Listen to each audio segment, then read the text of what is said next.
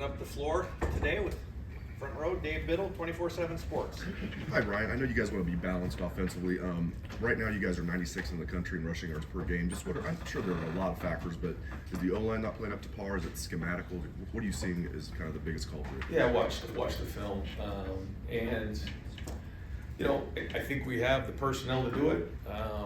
You know, when you look at some of the plays that we ran, I think there was probably one play that schematically I felt like we were going uphill. I think for the most part, you know, the schemes we ran, there was really pretty good looks. Now there was an extra guy there, a lot, especially when we had 2 tight ends in the game, and that opened up some things in the pass game, which was good. But we just got to execute it better. You know, we got to coach it better. That starts with me, and you know, we got to figure out a way whether we're doing too much, too little, whatever that is. But I felt like the scheme and what we were doing was very sound, and I think we have the right guys. So what does that come down to? We got to coach it better. Do you expect to have Trey this week? Yes. Okay, thank you. Over to the right, Dobbs Berry, WBNS. Coach, since 2000, the Buckeyes are 3-5 at Ross Age. Anything you can put a finger on while over there? No, I can't. But I know it's been a difficult place to play for sure, and this team's no different. They're very well coached. They have good players, and I know they'll have a great atmosphere there. So we're into October now, middle of the season, playing on the road in the Big Ten, and all these games are critical and difficult. So we got to have a great week of preparation. That's just about what we expect this time of year. Knowing that the history of anything, do you do anything different this week to make sure? No, we're still growing. We're working. We're a work in progress in all areas. We got to keep building, so we're nowhere we need to be, and that's okay. But we gotta be hungry this week. We gotta have urgency, and we gotta fight to get better. And our guys feel that. You can see that. There's some things we did well on Saturday, but things we gotta get better at. And so Purdue is just next on the list. Third row right, Dylan Davis, Delaware Gazette. You have a young quarterback that you're trying to kind of just bring along week after week. How do you balance introducing new things to him? Is it a thing where you just want to see and do the things that you're asking well, but also like trying to introduce new concepts? I guess where's he at on that? You've been introducing new things to him week after week. I think it depends on who you're playing. It depends if there are things that you've done in the past that fit. Then certainly you want to do that. If there's things schematically that, based on the team you're playing, you may need to adjust a little bit and put on the field. I think that's kind of the art of trying to figure out how to put your team in the best position to be successful. But now that we're 5 games in, there's at least a body of work, and there's the plays we practice, the plays we run in games, and then every week you'll have some new wrinkles. Are you reaching a point where maybe you need to add more of him, just maybe to help alleviate some of those concerns in the run game, maybe reducing the box a little bit? Yeah, possibly. Yeah, I mean, we're looking at everything right now for sure, and the quarterback and everybody's going to do their part. Everybody, the quarterback's one of them. Third row left, Andy Anders, 11 Warriors. So a lot of 2 tight end personnel. It seemed like even more than you guys have used all season. Was that matchup based, or was that maybe an increased confidence in G and his blocking? A little bit of both. Yeah, I thought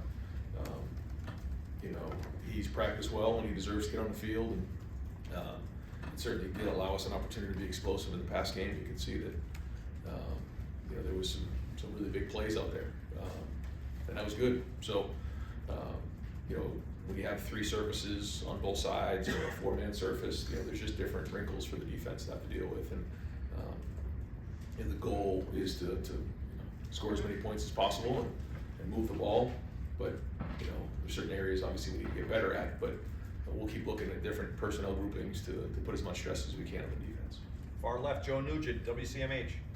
With the slow starts, is part of the challenge identifying why it is happening? And you can obviously tag from there. I think in particular on Saturday, we missed a couple of things early on, and then we had the botched snap. So I think it just kind of culminated there. I don't think the defense was slow. I think that the first throw and catch was unbelievable. Davidson was right there. The quarterback threw it on time, and it was well executed and put the defense in a tough spot. So I think the defense was ready to roll. And we found our rhythm a little bit later on in the game for the offense, but I think, just a combination of that with the botch snap certainly didn't start the way we wanted to. So we gotta figure out a way to do a little better of that on offense so we can get a rhythm going for the whole team. But that comes with preparation and putting it on the field, and we'll try to do it as coaches, try to get the guys in the right plays early on to help with that, but they also have to take some ownership of it. Team center field, Jeremy Birmingham, the podcast. Ryan, there's been a lot of conversation with Jim Knowles and how the defense has recalibrated itself and changed some philosophies. Has there been anything offensively that you felt you've changed heading into this year? And if not, is there something holistically that you think maybe you need to change on offense? No, I mean, I don't think philosophically we've changed anything. We know that, some of the teams that have slowed down, that has changed a little bit in terms of how we've approached our game planning, but other than that, no, I mean, you try to find the right things that fit the guys that you have at the time, knowing that, especially when you get in November or October and November, you get some bad weather days, you have to be able to run the football, you gotta be able to run the ball in the red zone, you gotta be able to convert on short yardage, all those types of things, so that has to be part of your game, and that hasn't really changed. We're gonna continue to work towards that, but also be explosive as we possibly can on offense. Far right, Adam King, WBNS. Coach, I feel like last year you talked a lot about competitive excellence and getting up for games even if they aren't, the game you circle on the calendar. But this year, undefeated Maryland, obviously you can't sleep on Purdue with the history there. Then you've got Penn State, Wisconsin. How do you guys constantly keep getting up knowing that the next game is just another huge game? Yeah, we call it competitive stamina, and we still do. We still talk about that, bringing it every week, and it's something that comes up this time of year because of exactly what you're saying. And it's not about the team we're playing; it's always about us. But we're just in a constant grind to get better and to improve in all these different areas. And we know, our first goal was to win the first game, then win the next 10, and then win the rivalry game. And, we have these goals, and so we knew this was going to be a long stretch. We talked about it during the bye week, and you got to bring it every week. That's part of the deal. When you come to Ohio State, you're not allowed to have a bad day. And when you look at early on in the season, you talked about balancing Cliff Hartline, the offensive duties. How has that through 5 games panned out for you guys? Yeah, good. I think we got a good good synergy on offense, and there's certainly all kinds of areas that we want to get better at. That's unlike any other organization, but no, I think we got a good group of guys. Right in front of them, Clay Hall, WSYX. Reading the notes here, they have a freshman who, at the D tackle, who has 3 picks. He leads the Big Ten in solo tackles. Is he somebody you have to scheme against? I think they're doing a great job. Schematically, Coach came over from Illinois, and they did a nice job there. He's coached at Missouri. He's coached at some really good places, and good defenses have followed him. And he's got to recruit really good players. He has really good players now. So he seems like a really intelligent guy who gets his guys in the right spot and they play hard. So yeah, we look hard at the personnel and make sure that the matchups are right. 4th row right, Spencer Holbrook, Letterman Row. Ryan, do you have an update on that? No, not right now. One thing I can tell you is that it's not going to be a long-term issue. We'll probably have a better idea how he's doing later in the week. But good news was it's not a long-term issue, and we'll kind of reevaluate as the week goes on. How was Beetle on the first down? For getting 7 yards in the first down. How much does that take pressure off the running game to be perfect? We've got a quarterback that's that efficient on first down. Well, that's it. The goal is to get 4 yards on first down. And if teams are going to load the box, then he's got to do a great job of being efficient in that exact spot. And when you can do that, then like you said, it takes pressure off the run game. It all goes together. So whether we're talking about the quarterback making checks or throwing the ball or whatever those things are, reading people, he has to do his part. And part of that is exactly what you're saying. And that's like the first play of the game, we don't complete the bubble. That's part of the run game. We've got to complete those balls. That's got to be like a long handoff. That's what we call it. He knows that. But yeah, that's a big part of what we're doing. Right next door, Cameron Teague Robinson, The Athletic. Maryland, Notre Dame, both these guys rushed for less than a yard and a half of contact.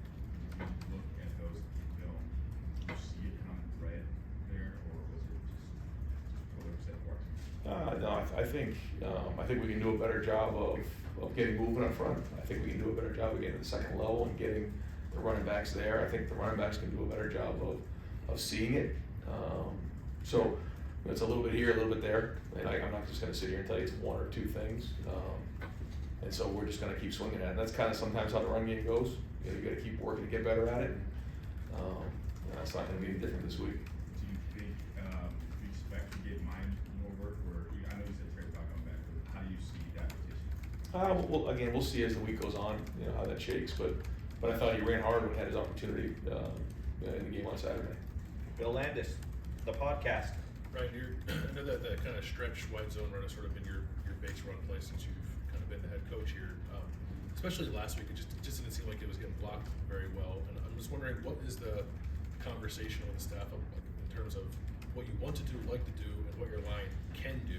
And I don't know, there's going to be a shift there if that play's not hitting the way you did. No, it's a great question. It's a constant conversation. You can imagine it was brought up again this week, and trying to identify exactly that. You know, schematically, you're trying to figure out what your guys can do well, and then does it fit your backs? Does it fit your line? Does it fit your quarterback? You know, trying to find the right angles, and the one thing about the stretch play is it gets people out in space. You know, it's not just a bunch of guys in a small area. You know, and when you're in the pistol, you know, you don't give away, you know, running one way or another. You can get downhill. There's a lot of positives to it, but you're right. I mean, we're looking at all those things and trying to make sure that we can find the right mixture for these guys. Last year, it seemed like Dallan was able to give you guys a real spark when you needed it from the running back position. Like he's just not playing a whole lot. I know it's hard to give everyone a touch, especially when your room's fully healthy. But like last week, when you don't have Trey, did you give any consideration to playing Dallan more? And I guess why has he not been so much part of the offense? Yeah, we talked about it you know, in the preseason, going into the season, and what we didn't want to do is put Dallan in a situation where, you know, with 3 running backs, we were going to use up a year of eligibility for him. Now he's ready to go. He's practicing, and if appropriate, we'll put him in the game. But we also don't want to, you know, have him play in, you know, 5 or 6 games without getting you know, a bunch of work in. We just don't think that that's the right thing to do for Dallan. But Dallan's ready to go. Dallan was great about it. And, you know, if it's appropriate, he will go in because he still has 4 games to play, and then we wouldn't, you know, burn a whole year of eligibility with Dallan as we look into the future, because we do think he's great. I think he's a really good player. You know, we have 3 guys already there, so that's kind of the conversation that we had. He was great. He's working hard, and yeah, we'll definitely consider that as we move forward. Tony Girdman, Buckeye Huddle. Ryan, recruiting, while you've got all of this stuff going on in your mid-season and everything, are you still able to like separate yourself when you get a commitment from a kid who has wanted to be a Buckeye his entire life? When you get that call, what's it like? No, it's exciting. It's great. Like you said, our focus right now is so much about the season, and you have to compartmentalize yourself a little bit, which is hard for me to do during the season, especially on game day when recruits are here. But they're coming to visit for a different reason. They're coming to see the game, and they know that. But yeah, you know, great. Anytime when you kind of get that kind of information, and you know, and that's part of, you know, what we're trying to do. We're trying to, you know, show how we develop players, show progress on offense, defense, special team, you know, so that we can recruit better and better players. And then, what's it like just being able to provide that kind of opportunity? Yeah, you know, I usually don't think about it this time of year, but I mean, that's really what we're doing, is we're making an impact on young people. We're giving young people an opportunity, and when people come in, they have an idea of how it's going to go, and it doesn't always exactly go that way. But you know, just think about some of the things that have happened even just in the last, you know, few years with some of our guys, and the opportunity to be a Buckeye and have an impact on other people in the community has been tremendous. Whether it's, you know, on the field, off the field, that's what this is all about. And so, yeah, sometimes you have to stop, take a deep breath, and realize that. And that's, you know, when you bring somebody into the fold like that, you know, you're starting somebody's new story at Ohio State. And one thing I tell the recruits all the time: there's nothing that can't be done here. You know, I mean, the sky's the limit at Ohio State. Right next door, Pat Murphy, 24/7 Sports. After the game, you talked about the boys of your team, how you like that. Does that come top down, captains, leaders, kind of the way that those guys handle themselves? Yeah, yep. I we do have good leadership. We have several guys in the team that have embraced that role, and when challenged, they've responded well to that. You know, whether it's guys who like to speak up or guys that maybe haven't spoken up in the past, they bring a calming presence to the team, which is important, especially when guys have been in these types of situations before. It's not all new, and again, I think that's going to pay off here, the next couple months. Did you notice that Notre Dame, was it before the season? I mean, when does that kind of come into your mind? Okay, this is something this team can lean on. I think you just see the personalities of the guys on the team, and you see that they've played in games before, and there's a level of maturity that they handle themselves with and communicate with that leads you to believe they're going to be able to handle different scenarios and game situations. Dan Hope, 11 Warriors. Ryan, Cade is playing a bigger role than we've seen from a tight end here in a long time in the passing game. What do you think he's done that's enabled him to be such a big part of the passing game this year? Well, the first is he takes a lot of snaps. He does a lot of the dirty work. He blocks, and because of that, he creates pass and run conflicts. And that isn't always the case when you're with 3 receivers in the game. When you start to get into 2 tight ends, we don't really run as many 3 tight ends, but in those type of personnel groupings, you can create a lot of pass and run conflicts on linebackers, on safeties. And I think that's what you're seeing with Cade. Now, he's also run some really nice routes out in the open, just drop back pass. But I think you're seeing some of the play action open up because of some of his dirty work. You mentioned his route running. How much growth have you seen from him in that area compared to where he was a year or 2 ago? Yeah, I think he's playing faster. When I said this before, when you're a tight end, you have to block like an old lineman, run like a receiver, and protect like a running back. And it isn't. At first, you have to find someone that can do it. Second, you have to find someone that can handle it mentally. And third, you have to find someone that can sustain it. I got to go block a defensive end. I got to block a defensive end, and I get open against a defensive back down the field. And then I got to do it all over again for 60, 70 plays. And so that takes, some real stamina that he's built up over time. Stephen Means, Cleveland.com. The goal is to get 4 yards on first down. It seems like it's a pretty standard thing in football, but when that doesn't happen for you guys, I don't know the numbers right now, but when that doesn't happen, how is that setting you back as a play caller, and what's open for you going forward, just in a drive in general? Yeah. I mean, it's huge. We got to get at least 4 yards. You get more than that, and certainly things open up more, and you're setting things up better. So it's a huge part of the offense and how we call it, and how we do it. Can second and 10, kill a drive before you even get started? Well, it sets you back because now you're playing left-handed for sure. The one thing that, like you said, negative plays or 0-yarded plays is really, when you look at drive killers, those are big. So whether it's a penalty, a sack, TFL, or incomplete pass, that can really set you back. So we try to do everything we can. When we shoot the ball down the field, certainly the percentages go down in terms of your completion. If you're 50-50 on those type of plays, it's probably a pretty good day. But you also have to consider that into the equation when you're building a game plan. Joey Kaufman, Columbus Dispatch. Ryan, you mentioned the fake punt, or not the fake punt, the snap was not a fake punt. It was the important distinction there. I guess what happened on that? What can sort of prevent that from happening again? How'd you address that? No, I just asked what happened, and then the ball slipped. So I was as surprised as anybody. So that can't happen again. The punt unit had another play where it was a legal procedure or legal formation. What's your feeling with the way things are going with that unit? Well, I mean, the muff snap certainly didn't help anything. So I mean, that's the life of a long snapper, a punter, and a field goal kicker. You call one shot, one kill, like a sniper. I mean, you don't have an opportunity to be wrong. And so I think those guys understand that, and they'll work hard to get that fixed. Xavier on that play was lined up, he was a hair into the backfield, so we got to get him up. It was close, but he's got to get up on the line of scrimmage. So, just detail on that one for Xavier, somebody who's usually very accountable. And but across the board, yeah, I mean, you know, we need special teams to be an advantage for us.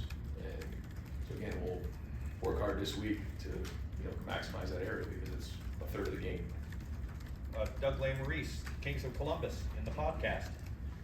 Ryan, I feel like we asked similar questions last year about this. You guys just statistically are more successful passing the ball than running the ball right now. So why not just pass more? And how does, you mentioned, you know, November Big Ten games, how does being in Ohio instead of being in Florida or Texas or California influence your thought process there? Well, I think it all goes together.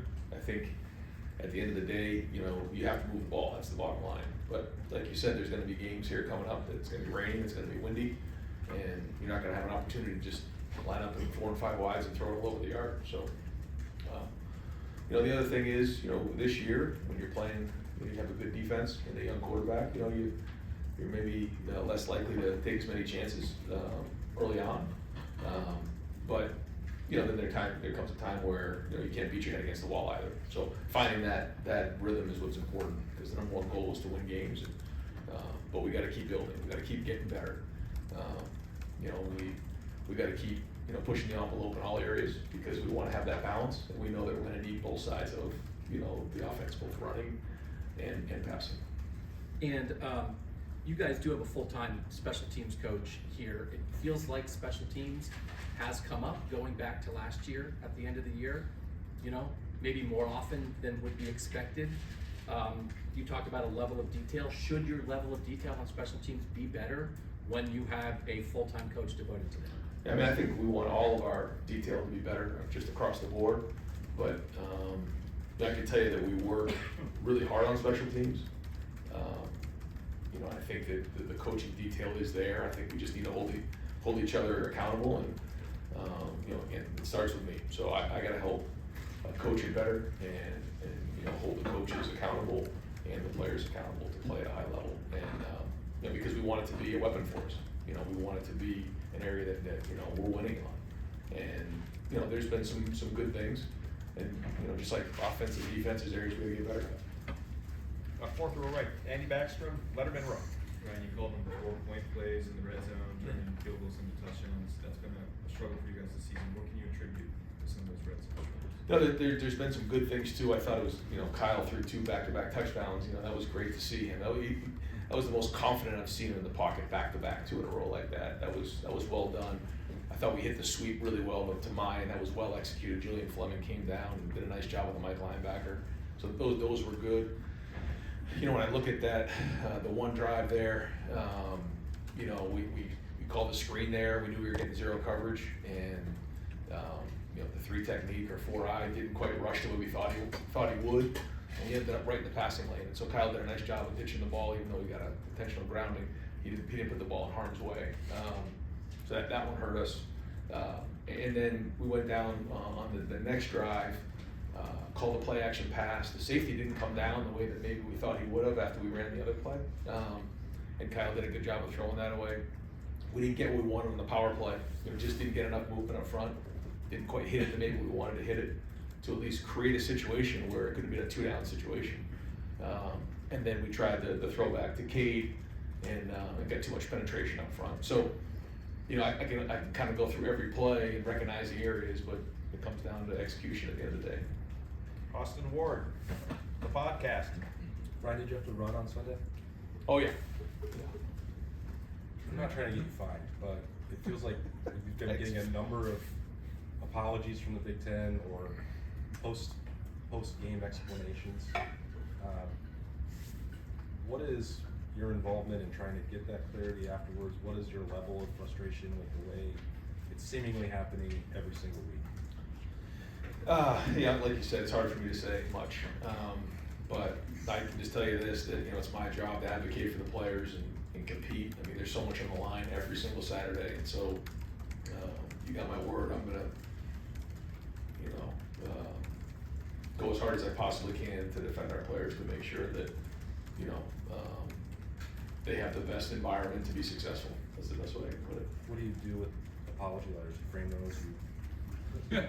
Mean a lot to you. No comment. Nathan Barrett, Cleveland.com. when you have a unit like with the offensive line right now, I know you're trying to improve every position all season. When you have one that's a little bit farther behind right now, can you afford to alter things in practice to account for that, to try to bring that group along? Like, how do you do that, and what does it cost you to do?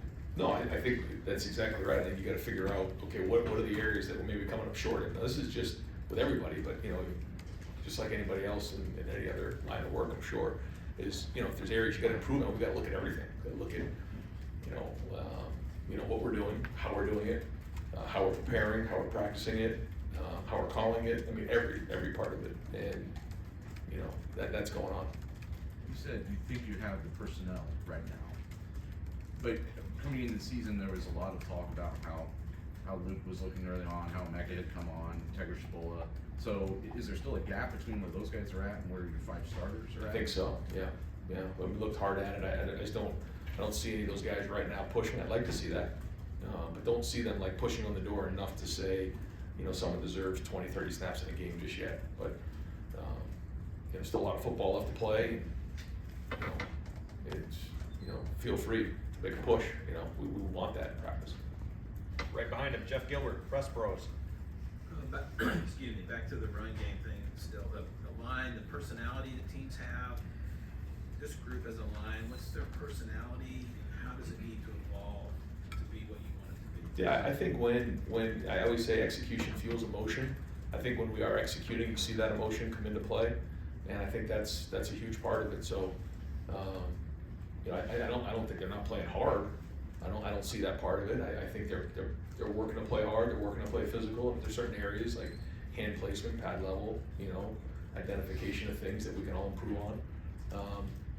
But it's not just the offensive line either. I think the running backs have to take some responsibility. The quarterback's got to take some responsibility. The wide receivers, the tight end. I mean, everyone's got to do their part here. So we're all looking at it and pushing to make it better. You're working with them hard. Does it feel like we're all picking on them a little bit, or do you feel like this is kind of justified all the questions? This is the expectation. I get it.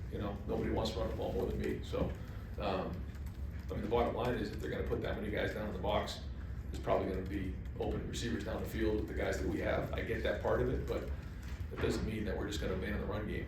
I've been down that road before. And throwing 450 yards in a game is great, but it's going to catch up with you later in the season if you can't figure out how to run the ball. And I've learned my lesson on that, and so we're just going to keep pushing as hard as we can to make sure that we have the balance we need to win the games we need. I think that's the best you can do as a coach, but we're also going to win the games, and whatever that takes. But we know what we need to do. We know what it looks like. We got good coaches, we got good players, so we'll keep swinging on it. Far left, Justin Holbrook, WCMH. Going back to opportunity, just for you personally, what is it like to see guys that you said everybody's path looks different and it takes guys longer and they don't expect maybe where they're going to end up? But for a guy like Josh, yeah, to have a game like Bitter or Chips right, ready to go, just for you, what's it like to see them stick with it and have that come to fruition? Well, we're only 5 games in, but yeah, you're right. I mean, that's a guy who's been through a lot. You think of Lathan and Josh both, broken legs and injuries and different things they've been through. But that's what makes life great. I mean, we all go through adversity in our life, and if you haven't, it's coming around the corner. And so that's what shapes your character and who you are, and that's the rewarding part of coaching, is to help young men work through that adversity, whether it's losing somebody in their life, injuries, struggling to get on the field, bad games, whatever they're struggling in academically, socially, mentally, physically, whatever the things are. We've had all the above here. That's, as a position coach, I don't get that as much anymore, but as a head coach overseeing it all, that's why you coach. You didn't get into coach to do anything other than have an impact on people, and that is the rewarding part of it. Now, you have to win every game. If you don't win every game at Ohio State, they're going to find another coach. So that's part of the job, but that's not the reason why you coach. The reason you coach is to have an impact on people, and our coaching staff believes in that. When did you start to see that level of consistency that he could be trusted to do that and perform every single game? Well, I think it's been a long road for Josh. It has. There's been a lot of ups and downs, and he's stuck through it. He's persevered. He's come out the back end, and now he's the best version of himself. Now it's week to week, but you're seeing what he's capable And so now he's gotta continue to do it over time. Bill Rabinowitz, Columbus Dispatch. I know at Ohio State, the expectation is you reload and not rebuild, but the fact is that you did lose 3 NFL players on that line, including a high first-round pick. Is it just possible that this talent on the line is just not quite what you want it to be right now? I think that's hard for me to say, because, I believe in our guys, and I think, they're plenty good enough to go win every game. So, I'd tell you if I didn't think so. And so then what we're gonna do is just continue to grow to get better. I mean, there was a point where, Paris Johnson wasn't quite where he needed to be. He was in his sophomore year, he was at right guard, and then he moved over to tackle, and then as the season went on, he got better and better. So we're gonna keep pushing these guys to get better and better, because like you said, the expectation is so high. Actually, I'll let you guys. Do another one. Okay, we'll wrap things up with, Tables this time? Tim May, on 3, Letterman Row. Yeah, just 3 quickies. I was gonna ask a smart leg, but I'm not.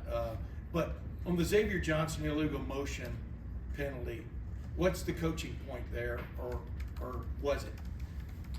Yeah, the penalty was called because he was going towards the line of scrimmage, to gain an advantage. Right. So we can't be going towards the line of scrimmage when we go into motion. So he was. I mean, when you watched the video, that was correct. That was what it was called. Yeah, that's a legit call. It was called. As you sit right now and sort of dovetailing off all the questions about the offensive line, are you sitting here right now? Are you disappointed in the progress thus far? What word would you use to describe that? Is it just guys slow in recognition of what's going on in a particular play? Because I would think you have answers for almost anything a defense does throw at you in some form or fashion. Just what word would you use, I guess? I think if we were talking about a particular play, we could probably watch the film, and I can tell you on each play what needs to get better. And again, when you look at it and you say, it's personnel, it's coaching, or it's scheme, I mean, I'm very, very critical of that. There were a couple plays that we probably could have called in a different, and so that got us off schedule. But for the majority of them, I thought they were decent. I thought the angles and the leverage was decent on the plays. And then, look at the personnel, like, were we just getting flat out beat? I think we can do a better job with our hands, yes. We need to do a better job with our pad level, yes. But then just, between the line and the running back and just the overall execution, it just wasn't there. So, I don't know if I have a word other than we're just gonna keep swinging on this thing, and, it's one of those things where if you can solve it, it's gonna be rewarding, because, we're working so hard at it, but everybody's gotta take responsibility. Yeah, the reason I ask that is because there is no simple answer to a question like that at this point. And then number 2, as you sit here right now, I know it's not on whip time and all this kind of stuff. How would you describe your pleased, are you pleased, whatever, what word would you use to describe where your defense is right now compared to the way it left last year? I mean, is it remarkably improved? How would you describe it? Because you watched the video. I think it's hard to tell right now where we're at, but you're seeing some good play. You're seeing more experienced play. You're seeing guys who, are able to take meetings to the field. They're able to get in and out of defenses pretty quickly. They're able to react faster. And probably the word that I like to use better is anticipation. They're able to anticipate things as opposed to reacting. We all know what that looks like. It's kind of hard to quite verbalize other than that, but you know when you see it. They're playing faster. They're seeing it. They're communicating well. But the challenge is going to be, can you bring it every week? I mean, ultimately, you won't know the answer to that until the end of the season. So we got to do that again here on Saturday. Toward that end, what does Purdue offer? What does Purdue offer from a challenge standpoint for this defense from what you've seen? Yeah, the quarterback's good. He's got a strong arm. He can run around, make plays. They've been very explosive at times on offense, and so they'll challenge us in certain areas. So they'll have a really good plan, and it's a road game in October in the Big Ten. You know how that goes. So. Thank you, Ryan, I apologize. You said something I'm just so curious to follow up on. You said you learned your lesson on needing to run the ball. Was it 73 passes for 470 yards against Purdue and 25 runs for 76 yards? And scoring 20 points in a loss? Is that the game? I wouldn't say it was one game, but I think there's just been times over the years where you just realize that this is going to be important if we're going to reach our goals. And, you know, I can't just point to one game, although, you know, that game in particular, we didn't run the ball very well. Man, how many yards we throw for in that game? 470, Right. 49 to 73 for 470. Right, so the stats look good, but we lose the game, so, you know, that's why we're always working to strike a balance. And, you know, at the end of the year, you come up for air and you try to identify the areas you gotta get better at, and there's been certain games that, you know, I've looked at and said, okay, we gotta do a better job in those areas. Great. Coach, thank you very much. Thanks, Ryan.